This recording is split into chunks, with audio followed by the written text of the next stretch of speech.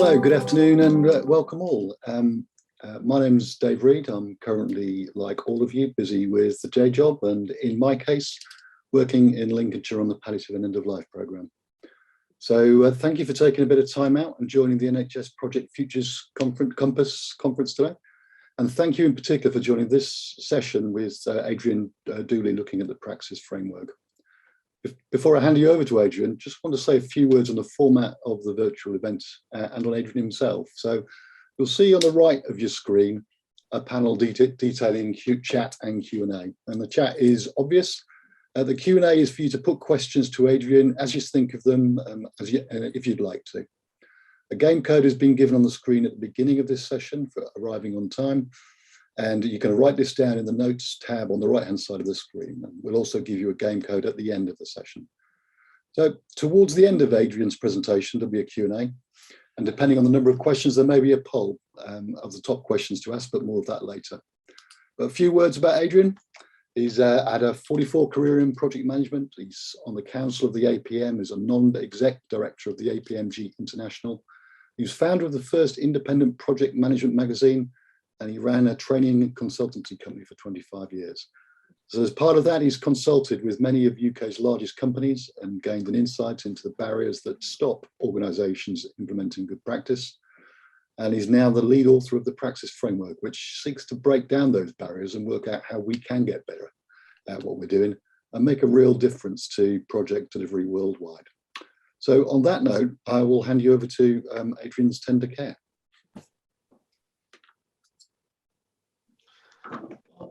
Good afternoon, everybody, and thanks for that introduction, Dave. I'm here to talk about Praxis Framework, but actually the subtitle is more important than the main heading. This whole presentation is about helping you get value from your investment from good practice.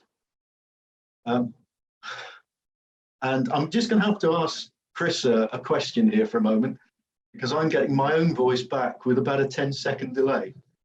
So I'm talking away and hearing myself as I was 10 seconds ago. Okay. Okay. Thank you very much, Chris. It wouldn't be live if it wasn't for some sort of technical problem, would it? Okay. So I'm going to be talking about how you get the best value for your investment in good practice. And perhaps I should clarify right at the start there that I talk about good practice, not best practice, which is the common term that is used throughout. Personally, I don't think there's any such thing as best practice. There is good practice, which is good in different contexts, but it has to be adapted, it has to be tailored. And I think we're kidding ourselves if we think there's something that's best, that we should all do all of the time. So let's just talk about good practice, something that you take on, you absorb, you adapt to your environment, and then you apply to your projects, programs, and portfolios. Now, what I'm going to do is to start off with a question, and I'll leave that question open until the end of the presentation. And I'd invite you to think about what the answers to this question might be and feed them into the chat so that Dave can pick up on some of the ideas of what the answers might be. I'm then going to go to a poll. And again, if you could put your answers into that, select your option. And what we'll do at the end of the presentation is pick up on the results of that poll and compare it to the same poll that I ran for a couple of weeks on the LinkedIn platform. So we'll see how the world of LinkedIn responded to this poll and how that compares to how our viewers today reacted to the poll.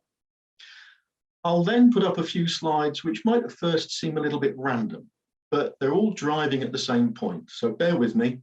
There'll just be 2 or 3 of them, and then we'll get into explaining what that collection of information is about and how we address the issues that it raises.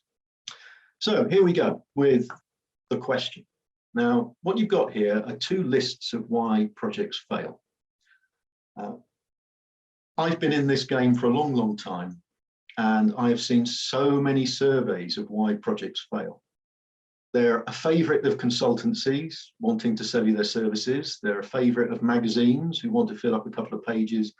And now they're favoured by people who post stuff on LinkedIn.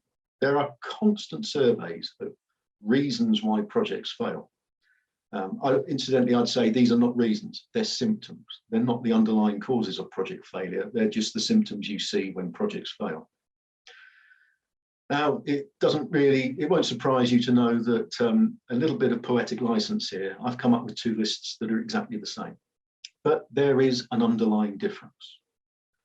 Just to kick you off in the right sort of direction, I ask this question a lot in presentations, and one answer might be, for example, well, perhaps one of the lists is from agile projects and one of the other list is from non-agile projects. And the point you're making is that the reasons why projects fail is the same, regardless of whether you're managing with great agility or a more predictive approach. So there is this underlying reason, and you'll have guessed by now that's not the one, but there is one, and please have a go at guessing what it is, and Dave will monitor those suggestions. And so on to the poll. But first, just a little precursor to the poll. When I was asked to do this presentation, be part of the festival, naturally I went to have a look at some of the presentations from last year. And I was struck by one where someone was talking about doing an apprenticeship. And I've transcribed what she said in that video. And you see there that she was concerned that she'd been on courses, she'd done certifications, and was finding it difficult to put what she'd learned into practice in the workplace. Wasn't saying why, there are a number of reasons why that can happen. But she was looking for something that would really help take that knowledge and help her apply it in the workplace. And this presentation was given in the context of her doing an apprenticeship in project management, which is a great thing to do.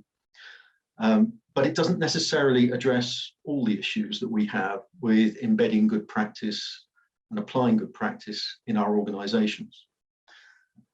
But what it does is highlight the issue that gaining knowledge is just the first step on the path to something which ultimately will hopefully enable your organization to deliver its projects and programs and portfolio more effectively, more efficiently.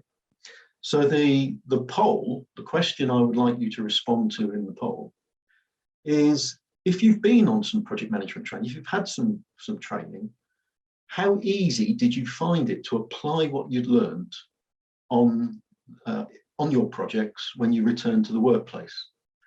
And obviously related to how easy you found it to apply that knowledge should be the benefit that your organization gained from investing in putting you on that course. So we have a range there from difficult with not much benefit all the way through, yeah, it was a piece of cake, I applied everything I knew and my organization got loads of benefit from my training. So if you could pop your answer into the poll, please. We'll come back to that at the end of the presentation and we'll compare it to the same poll I did on LinkedIn over the last couple of weeks. So on to the first of my fairly random slides. There was a chap at the Canadian Treasury Board who 25 years ago made this statement, and it subsequently became known quite famously as Cobbs Paradox. What he's saying is, well, we know why projects fail. We got all those surveys. And we know what we need to do. That's what's in all the training courses we do, all the books that we read, all the conferences that we go to. But still they fail. And why does this happen? I'm just going to leave that one open for now, leave it out there. My next random slide. These are real lessons learned reports from central government, local government, and some sort of government bodies, quangos. Now, I'm not going to go through these in detail, but just ponder on, for a moment, on the idea that people are writing lessons learned reports about what they should have done on their projects, and they're saying things like, well, a formal business case would have been a good idea, Perhaps involving stakeholders at the beginning would have been a good idea. We should have perhaps planned some communications or started to measure the benefits that we're meant to be achieving with this project or program. Make sure we had the finances to see it through. I would suggest that these concepts are not rocket science. They're the kind of stuff which is covered on probably the first or second day of the most basic of project management training. And yet here, extracted from a database of about 1,300 lessons learned from, I think it was 8 different organizations. Here we have people effectively saying, my project would have succeeded if I'd done the stuff that they taught me on the first day of my project management course. So, Praxis Framework. Well, as I say, the name Praxis Framework is secondary to the real essence of what this presentation is all about. It's a vehicle for trying to solve some of the problems that we face. And it's about looking at Cobbs Paradox, wondering what the barriers are to not applying the knowledge that we have, the good practice that we already have, breaking those barriers down and actually applying, embedding and gaining benefit from all that good knowledge. And what I'm going to do is talk about what I perceive as 6 barriers. The first 2 are to do with the content of good practice, and the other 4 are about what you actually do with that good practice. So let's start off with integration. I'm sure there's a few familiar front covers there. We have things like the APM's body of knowledge, which Adam Bodison, I think, referred to in his presentation first thing this morning. We have the American Project Management Guide to the Body of Knowledge. Prince 2, everybody knows about Prince 2 or MSP from Axelos. There's the APM Competency Framework, the International Competency Baseline from the IPMA. We have also there 2 capability maturity models. There is an awful lot of good practice guidance out there. I haven't even included the ISO standards or the European standard or a whole range of other things. There is an enormous amount of good practice out there. But from an organizational point of view, we need to take a very broad view of what that good practice is and how we apply it. And all these guides tend to fall primarily into one of 4 areas. So bodies of knowledge, as the name suggests, tend to cover knowledge, what I would describe as the functions that make up the discipline of project management. So what is risk management? What's stakeholder management? What is procurement? What is change control? All of those things are contained in bodies of knowledge. Method, these are typically processes based around a governance life cycle for a project or program. Competence, about the individuals and how they apply those functions and those processes. And maturity, which is about how the organization then reaps benefit from those competencies that the individuals have based on the knowledge and the method that they've had from the books of guidance. The problem here is, though, that nobody until now has taken all 4 of these areas and said, actually, what we need is all 4 of them with a consistent structure, a common taxonomy, and one single terminology. I came across over my many years in training, consulting, so many organizations who are saying, right, well, it's no good just having the method that's in print. We need the knowledge and functions, which are in the APM body of knowledge as well. And so they try to put those 2 together, but they don't quite fit. There are some gaps, there's some overlaps, there are some conflicts. So what we did some years ago now was to say, well, somebody has to get together, pull all these areas together and come up with a consistent, integrated approach. So on the Praxis website, we started off with knowledge, and we have a whole list of topics there. We talk about business case management and all the other things I've mentioned, the functions that make up a discipline of project management. We have processes.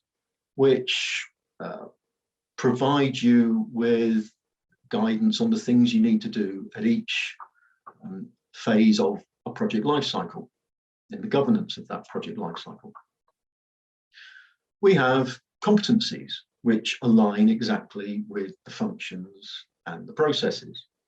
And we have definitions of organizational capability maturity, again, in line with the functions and the processes of project and program management, or project delivery, which is the now the UK government's preferred term. I think it was yesterday that Robert Buttrick of the IPA presented the standard GovS 002, which looks across projects, programs and portfolios, and introduces a whole range of policies about how project delivery for projects, programs and portfolios is delivered within UK government. And it's worth pointing out also at this stage that when I talk about integration, when I talk about knowledge, method, competence and maturity, I'm also talking about integration of project, program and portfolio within a single framework for project delivery. Because in many of those guidance documents that I put up just now, you'll find that even if you get, for example, Prince and MSP, one's about projects, one's about programs, they're both from the same author organization, but they use different language, different structures, different terminology. And it's so much better if we can make these consistent and fully integrated. Then, of course, when we read books about the knowledge and the method and so on, they will make many, many references to particular tools and techniques, whether it be models of leadership or the maths of Monte Carlo analysis. And what we've done in the Praxis Framework on the website is to include an encyclopedia which contains all these tools and techniques and models, all hyperlinked into all the other areas, so it is a consistent, integrated whole. And I'm sure I've mentioned it already, but I'll mention it again and probably once or twice in the future. All this is free. It's on the website. There's no payment, no registration for this basic content, and it's free to use. And that brings me on to the next barrier that we're trying to break down, which is accessibility and relevance. So when you're trying to apply good knowledge, it has to be accessible, it has to be readily accessible. And what a lot of us have on our bookshelves, like the ones behind me, are great tomes which have got something in there that we can't quite remember exactly where it is, and was last updated 2 years ago, and the next version will be out in 2 or 3 years' time. What we have with Praxis is a website where all this information is. You could go on it and comment on anything in the guidance. And if you say, well, here's something you've missed, or here's something you've got wrong, here's something I think you ought to add, we can peer review that and add it the same day. So this is a dynamic, community-driven set of comprehensive guidance. That then means that it's quite extensive. Okay, you can just search for stuff like you do on any website. You know, it's a Wikipedia of project delivery, if you like. But what we've also done is to provide things like what we call Praxis Local. This is, in effect, this is a PowerPoint presentation file, but what it acts as is a front end to the website. So it summarizes all the key functions and all the key processes with links through to the website, and you can download it as a PowerPoint file. We've got it on the website as a PowerPoint file and a PDF. Now, the whole point of this is that what we have to recognize that while we provide a lot of generic good practice, there's also a lot of very specific good practice in your organization. So organizations like Amex said, well, we want to use the stuff that's in Praxis, but we also want to link to our own internal content and good practice material. And what you can then do with Praxis Local is to simply adapt it to link through to your internal references as well, whether it be sample documents, templates, articles on good practice, case studies, all that kind of stuff. It's a way of just bringing all this together so that project managers who are time pressured as it is can have this on their PC. Oh, right, I'm doing a risk assessment this afternoon with the team. Let's dive in and go to the risk management page and remind ourselves of what's involved and maybe click through to some particular case studies or guidance, both on the Praxis website and on your internal servers. And in terms of relevance, to pick up on the standard, the government standard, the new UK government standard, which was presented presented yesterday, I think. We've been through GovS 002, version 2. We've previously been through 1.2. This one's been substantially updated, so we've been through that now. And we've produced a document that says, well, here's GovS 2 standard on the left. Here are all the links through to Praxis, which help you apply and implement GovS 2 on the right-hand side. Because what GovS 2 is a high-level policy document. It's an excellent, I think it's about 45, 50-page guide to the things you should be doing in project delivery. Praxis then goes down to the next level. And this document, which is a free download, and hopefully the link to it has appeared in the bottom of the, if you scroll up from this presentation, you'll see the link to it underneath. This actually then gives you all the detail of what applying these elements of the policy statement actually involve. So that's all about the content. But just like all the guidance I mentioned earlier, you can have all the content on your bookshelf. You can have been on the course and studied it and even been certified that you actually know it. That isn't the same as doing it. So let's talk about doing it and making a real difference. What we do in something called the Praxis Pathway is to address this at 3 different levels. How do we get individuals to use this good practice? How do we help the teams work effectively? And how do we make it produce benefits at an organisational level? So these are the 3 levels that I'm going to be talking about as far as the detail of Praxis is concerned. This is a metaphorical Monday morning. You've been on the course, you enjoyed it, had a good time, met lots of people, did some good networking, learnt a lot of good material, maybe even took an exam on the Friday and gained a certification. You go home, you relax, enjoy the weekend. Monday morning, you go back to work, the backlog hits you, and you go back to doing things the way you always did before. And nothing changes apart from the fact that you've now got a digital badge, which you can tell everybody about on LinkedIn. So what do we do about this? Well, you might not be able to do it Monday morning because you've got that backlog to deal with. There's people queuing up at the door with their problems.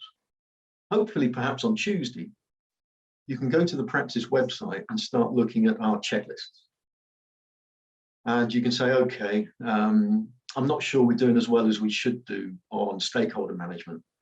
So I'm just going to run through this checklist to see what things I am doing, what things I'm not doing, and maybe some things I'm not sure whether I'm doing or not adequately. And you can go through these checklists. Now, checklists are often seen as bureaucratic. People don't like them. I would suggest you never walk onto an aeroplane unless the pilots have been through their pre-flight checklist.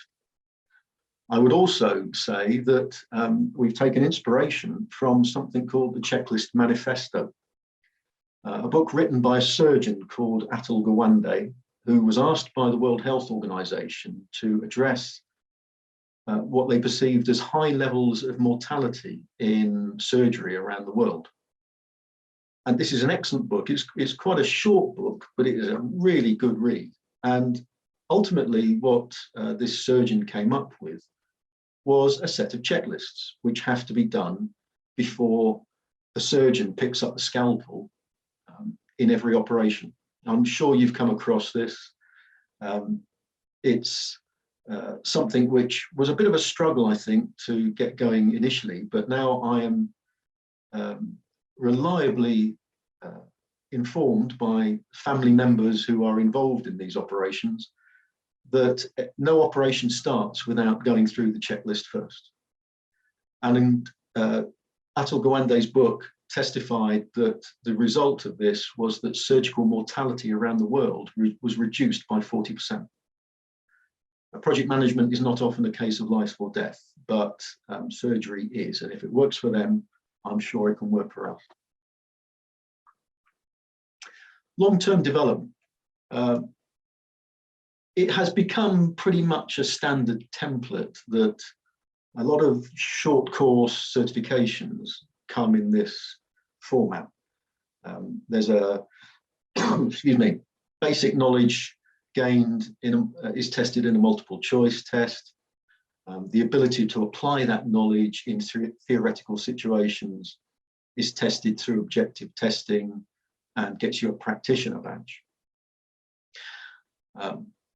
The point here is that these two basic certifications, which most courses are built around these days, check that you've done the, you've gained the knowledge, you've done the learning, you've then demonstrated that you can apply that to scenario situations. But once again, come Monday morning, that doesn't necessarily mean you can actually do it. Now, there's a big gap between that and gaining some years of experience from which you establish a portfolio that says, I've been there, I've done it, I've got the scars and the t-shirt. And if I can demonstrate that in an interview, then I can become a professional.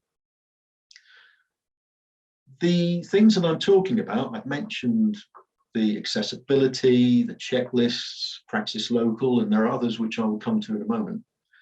These are the things that help you gain that experience. They're the things that help you build that portfolio and, of course, on the way, manage projects better. And that after you've gained a certain amount of experience, you can have the interview, you can gain a professional certification, which is a half-an-hour interview away from what I regard as the peak of the profession, which is Chartered Project Professional from the APM.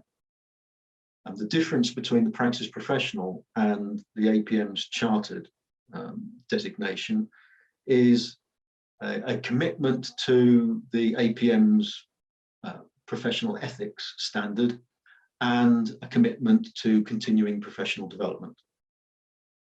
That's how close the Praxis Professional is to the Chartered standard.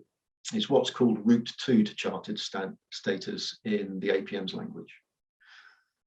But for me, the important thing is those things in the middle. It's how do we get you from gaining the knowledge to being able to say, I've been there and done it. So let's carry on that path. Completely different thing here. DISC is a personality profiling tool. It's been around for probably about 100 years now. It's the basis of many, many different psychometrics that you may or may not have come across. It is, I believe, the most common base for psychometric tests. And what it does, as all these things do, is to place you in this case, in a quadrant, which is your main quadrant. And you will typically demonstrate characteristics, perhaps from all four, but there's one that will stand out. And the problem, why are we doing this? Well, the problem with so much guidance that is out there is that it says, here's how you manage this phase of a project. Here's how you manage this function, like risk management. What it doesn't do is to recognize that different people with different preferences internalize that information in different ways, depending on their personal characteristics. So once you get back into the workplace and you're saying to your team who've all been on the course, okay, let's now do this risk assessment, you are assuming perhaps that everybody within that risk assessment meeting, risk planning meeting, is thinking about the stuff that you've learned in the same way. And trust me, they're not. So what we've done via some fairly extensive research in cooperation with an organisation that came to us with the idea was to look at all those functions and processes and say, okay, well, let's look at stakeholder management. Well, if you're a D in DISC, dominant, you're going to look at it one way. If you're a C, conscientious, you're going to look at it in a different way. Similarly, if you're one of the steady types or the influential types, you're going to again look at this in a different way. No way is right, no way is wrong. They're just different. And the whole point of this is to help you as an individual understand how other people are reading those words on the page. So we know what the risk process is, we know how to go through it, but each of us sees the detail of doing that in a different way. So there are a whole range of pages there alongside the basics of the process or the procedure or the tools and techniques, which say, right, bear in mind that if somebody, you know, if you're a red and you're dealing with people who are blue and greens, they're going to look at it in a different way. And you all need to understand each other's point of view and come to a common view as to how you are going to apply this good practice. So the context for application of good practice is not just about the type of project you're on or the type of organisation you're in. It's also about the personalities of the people on your team. Organisational maturity. We as individuals hopefully gain the knowledge and become competent and start to manage our projects well.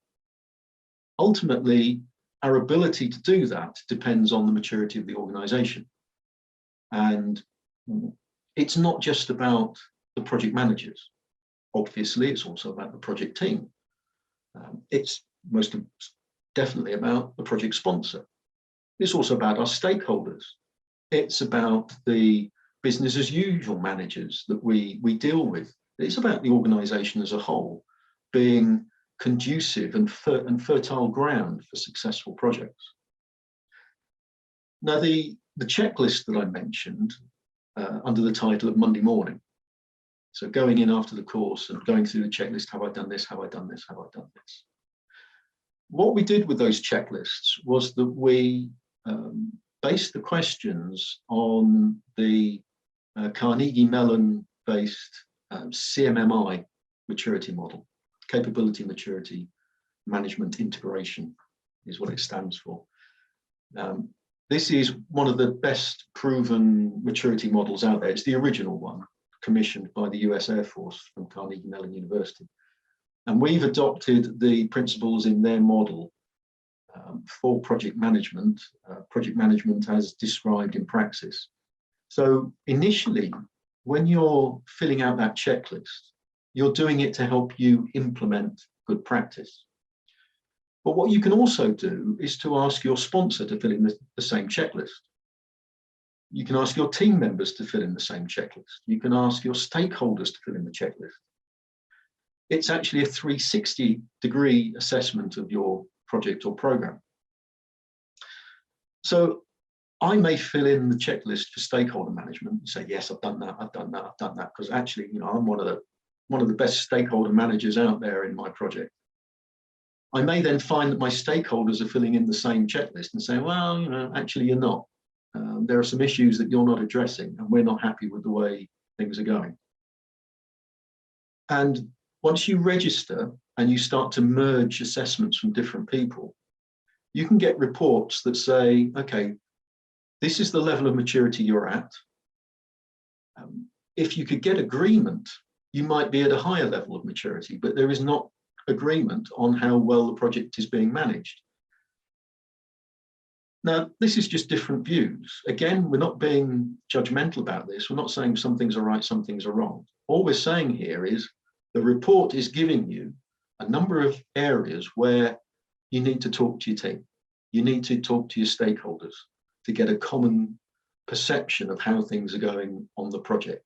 It's a catalyst for getting people to talk and for getting that common understanding. And actually, once you've done a 360 on a particular project and you've started to improve the communication, you've started to improve the application of good practice, you can consolidate projects into programs. You can consolidate programs and projects into portfolios. What you end up with is a real-time dashboard of capability maturity in your organization. So you can see how we're trying to apply some joined-up thinking here.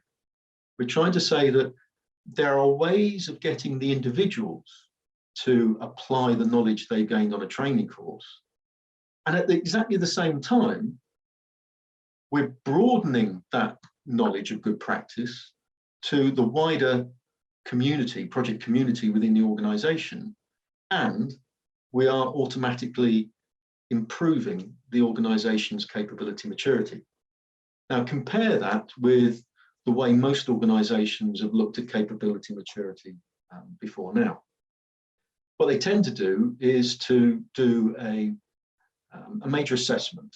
They perhaps get a consultancy firm in who will go around talking to a sample of people on a sample of projects, and they will do a report and say, this is the level of capability maturity the organization's at. What level do you want to be at? Now let's plan out how you're going to get from A to B. What we're suggesting is, as soon as you've trained people, start. Get them using the good practice on the Monday morning, get them filling in the checklists, get them talking to other people, the stakeholders and team members, to agree on how things are being run and how to improve things, all based on the basic knowledge that you gained on the course the previous week. And start improving the organization's capability maturity in small steps right from the very start. Don't get bogged down in these major assessment processes and then a major program to address all the issues raised by the assessment process. To go back to a statement I made right at the beginning when I was talking about Cobbs Paradox and those lessons learned reports, it's not rocket science. It's actually quite straightforward. The difficulty is not in understanding good practice, the difficulty is actually applying it. And another book that was quite influential on me was, you may have come across the idea of the nudge. The idea that you don't go for the big bang approach, you nudge people into doing the right thing. They almost start doing it without thinking about it because they're guided in that direction. And that's what this approach is all about. So those are the things we have to date, which help us break down the barriers of applying good practice in project delivery. In true high agility form, I would say that when we first launched the Praxis website, all we had in mind was the idea of integration. Having published the framework with its integrated sections, people started coming along and saying, well, this is good, but you could do this. Hence the disc-based personality perspectives. And then we moved on to the checklists. We've been approached by people, volunteers, who translated it into 7 different languages, with 2 more on the way. We've had a group of volunteers come to us and say, well, we want to add in integrated governance, which shows how the governance of project delivery needs to be integrated with the governance of business as usual and products. So what's happening is, because we've put this stuff out there entirely free and open without any real copyright restrictions, people are coming to us and offering us new content. So when I say these are the barriers we've broken down so far, I hope that in the future we will break down even more barriers. So that's really the core of my presentation. It's time to go back to one of the questions that I asked right at the beginning. Dave, I don't know if we've had any suggestions.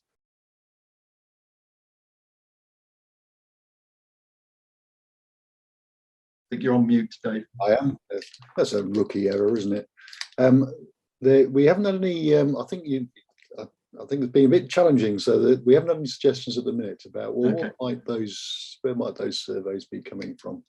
But it might be worth just giving a bit, just seeing if there's any responses at the minute about what people think that might be about. Well, the first survey, as I said, there's a bit of poetic license here, and I tinkered with them to make them obviously exactly the same. So the first one was something I picked up from some IPMA proceedings, the International Project Management Association, from a report that was in the proceedings of one of their conferences. The second list, if I can call it that, is interesting. There was a LinkedIn post 2 days ago, which I responded to, and I've entered into some debate with people on LinkedIn about, and it is pretty much the same as the list on the right. And in saying that, I have probably given a clue as to what the difference between the two lists is. And I think if you haven't had any suggestions, I might just go straight into telling you what the difference is. Yeah? I think I'd crack on. Oh, it's 50 years. There's a pre and there's a one idea about, is it about pre and post projects? Is it people thinking in advance or thinking after? No, the difference is 50 years. The first survey I found on the reasons why projects fail was dated 1972. And that was the one I found in the IPMA conference proceedings a few years later, because 1972 I was doing my O-levels. But a few years later, when I got into this stuff, I found this reference. And as I say, the one I saw on LinkedIn a couple of days ago was almost exactly the same. So in a way, this is simply a reiteration of Cobbs Paradox, that we really do know a lot about good practice, but projects still fail. And over the course of 50 years, survey after survey after survey comes up with the same symptoms. And I stress the word symptoms because they're not actually causes. The causes are the things I've been talking about, the barriers to applying good practice. These are just the symptoms that emerge from those causes, the failure to break down the barriers and actually apply the good practice. So it always reminds me of one of my favorite quotes from Douglas Adams, who I'm sure many of you will know of. For those of you who don't, he's the author of The Hitchhiker's Guide to the Galaxy. And I just love this quote because, yeah, we are able to learn from others' mistakes, but we just don't put in the effort to do so. So that brings me now to the poll that I posed at the beginning. Hopefully one or two people might have clicked on the poll. I'm looking at David's picture here just to see if there's a nod or a shake and whether he got any results from the poll. But I'll tell you what came about from LinkedIn. So nearly 60% of people felt that they only received little or modest benefits to the organization, and that applying what they'd learned on the courses was either difficult or they only managed to apply some of it. So that left around about 40%, just over 40%, who felt, yes, there were a lot of benefits to my organization and it was quite easy to apply everything I learned. I'm going to be slightly cynical here and say I looked at the people who were voting, and in the areas where the application was deemed to be easy with good benefits, there were quite a few trainers in there. but I'll leave you to reflect on that. So is it, Chris, have we got any results from our poll?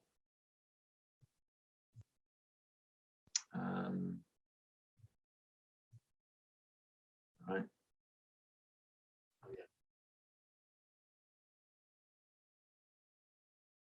Okay, so I can only see those in a small screen. So, but I'm looking at them. I'd say in some ways, that looks to me as if an even higher proportion of people are in the little to modest benefit category. Is that fair? Chris? It looks to me as if the proportion of people in the little to modest benefits category, the first two options, is even higher here than in my LinkedIn poll. Yeah.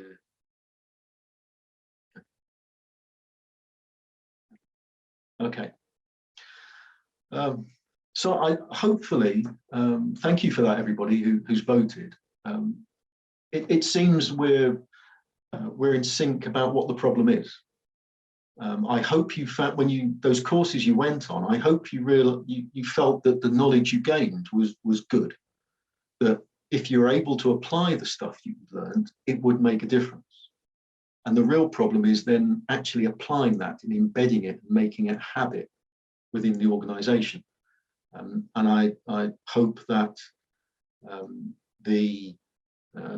some of the ideas that I put forward today would help you make a difference and actually apply this good practice. So that simply takes me to any questions.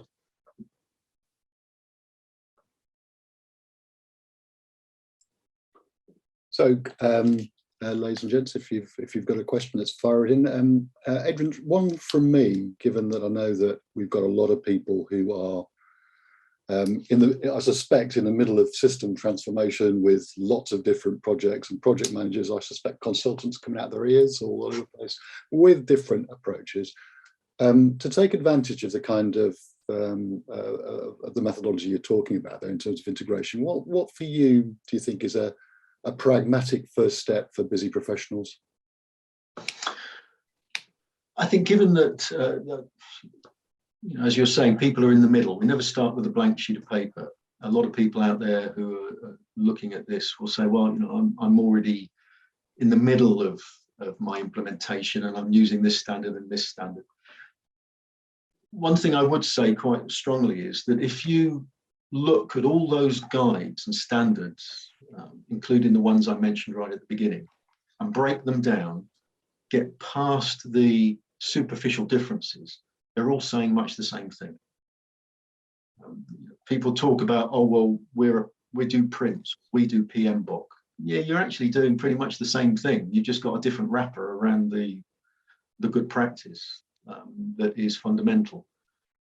So I don't want people to be put off by the idea that here's something which is completely different. In fact, you know, because good practice in project management is pretty well established, you'll find that the knowledge section of Praxis is very, very similar to APM Box 6. And the method section is very, very similar to a combination of prints and MSP and management of portfolios, as are all the other guides that are out there once you get past the superficial differences. So even if you are using prints or have done APM qualifications, you would still find our checklists useful. And you might find it particularly interesting, given that you're perhaps halfway through your project, just dipping into those checklists. If you want to store the results and build a picture, you can register, but you don't have to register to do them. You can just go in, do a checklist, see what result you get and leave. It won't be saved, but you know, you can do that. It'll just give you an idea of how there are some things that perhaps you're not doing that you could be doing. Same goes for what we call team praxis. That's the disk-based stuff. You can just go in and browse it. And quite honestly, it doesn't matter whether you're using prints or APM or PMBOK or anything else. Those indications of how different people perceive these things will still apply. I should just add that there are lots of free DISC assessments online. If you don't know which DISC type you are or which DISC type other people are. So I think it's just about using some of these tools to start applying a little bit of discipline, a little bit of focus, rather than just trying to react all the time. Okay. Adrian, I think that earlier on there was a bit of a mix-up in terms of the poll results that were presented. So it's just a check. Is it okay if we put the results on the screen now from the survey so we can see them?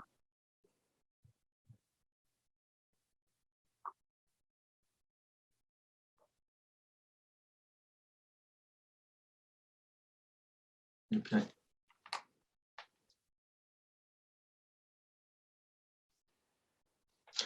All right. So, David, are you going to read those out?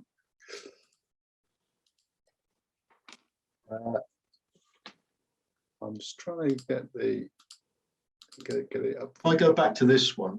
So if everybody can see that. Got it. Yeah, you got it. I think it should be. It's up on screen now. I think what the results are. Okay.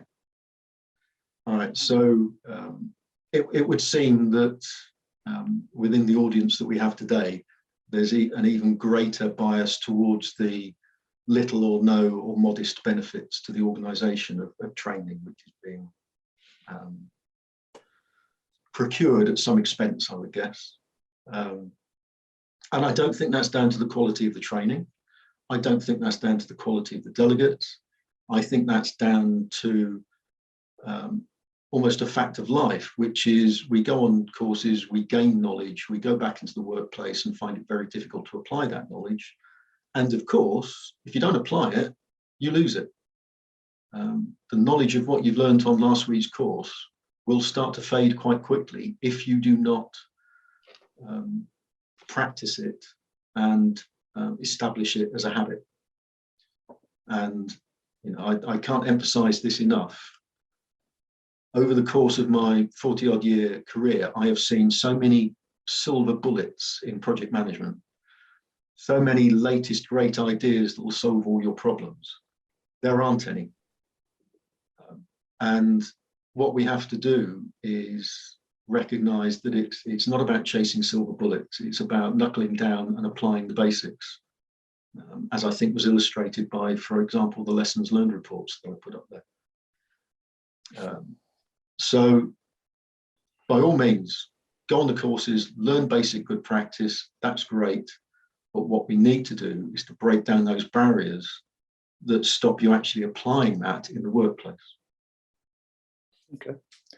Adrian, there was just a query and a question in the chat, just asking how long did it actually take you to develop this framework, and were there any particular people you'd flag about who was involved in it?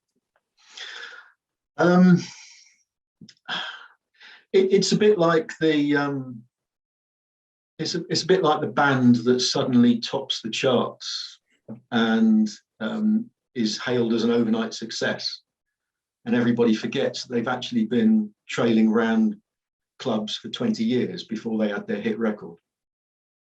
The content of Praxis Framework has emerged out of various people's decades of experience working with projects and programs and the various guides. I was a trainer for many years. I was on the panel that developed the National Occupational Standards for Project Management. I was one of the first ever MSP certified trainers. I was the lead author for APM Box 6. So you absorb all this information. I even, as long as all of you promise not to tell anybody that I'm telling you this, I even in 2008 managed to get together the board of the APM with the OGC and agree that it would be a good idea if we harmonized the structure and terminology of the APM BOK and Prince 2. I think we had 2 meetings before that was abandoned. So the whole idea of integrating all this stuff into a single framework has been an ambition for a long, long time. It's only within the last 5 years, with help from many others, that we've been able to pull together the ideas and the good practice, which is the product of thousands of people, into a single integrated framework, which, because you're hearing about it for the first time, sounds like an overnight success, but it isn't. Okay, I think there's a follow-on going. This sounds like fantastic stuff that's available for free. Is it sustainable in the long term? Is the funding there, and how is it supported? Yes, is the simple answer, through through all the wonderful volunteers. I mean, you could ask the same question about Wikipedia, but you know, Wikipedia is sustainable. I sometimes get asked the question, well, if it's free, it can't be any good.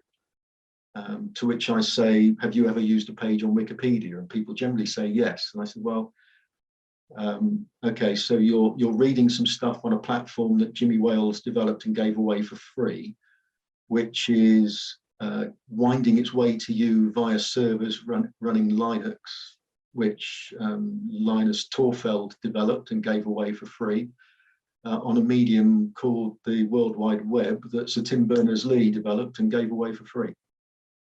So we all use a lot of stuff that people develop and give away for free because they wanted to make a difference. And as I said, we have volunteers who come along with new content, and lots of volunteers who translate the content into many other languages.